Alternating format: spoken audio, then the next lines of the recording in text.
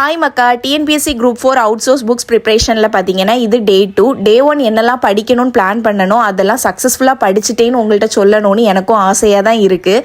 ஆனால் பார்த்தீங்கன்னா அது பெரிய சொதப்பலில் போய் முடிஞ்சுது. ஸோ கொஞ்சம் படிச்சிருந்தேன், மீதி எல்லாம் பேலன்ஸ் அப்படியே வச்சிருந்த மாதிரி ஆயிடுச்சு.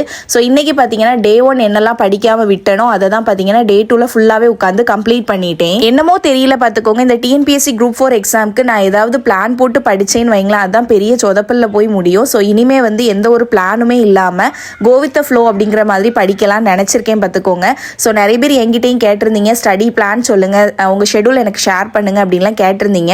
ஸோ பெரிய அளவுக்கு எதுவுமே பிளானும் பண்ணல, ஷெடியூலும் போடல பார்த்துக்கோங்க. அவுட் சோர்ஸ்க்கு சும்மா கோ வித் த ஃப்ளோ மாதிரி தான் படிச்சுட்டு இருக்கேன். அண்ட் எல்லா புக்கையுமே வந்து டச் பண்ணிடணும் அப்படிங்கிறதுனால எல்லா புக்குமே நான் கொஞ்சம் கொஞ்சமாக படிச்சுட்டு இருக்கேன். பிரகதீஷ் பப்ளிகேஷன் அண்ட் பேராசிரியர் கா வெங்கடேசன் சாரோட புக்ஸ் பார்த்தீங்கன்னா ரியலாக ஒர்த்தாக எனக்கு ஃபீல் ஆகுது. ரொம்ப நல்லா இருக்குது புக்ஸ் படிக்கிறதுக்கு. நீங்கள் படிச்சிருந்தீங்க அப்படின்னா எனக்கும் கமெண்ட்ஸில் ஷேர் பண்ணுங்கள். அண்ட் என்னோட தக்காளி செடி பார்த்தீங்கன்னா செல்லம் போல் அழகாக வளர்ந்துட்டு வருது பார்த்துக்கோங்க. ஸோ நானும் பார்த்தீங்கன்னா ஒரு டிசிப்ளின் மாதிரி காலையில் சாயங்காலம்னு சொல்லிட்டு ப்ராப்பராக தண்ணி ஊற்றி அதை வளர்த்து எடுத்துகிட்டு வரேன்.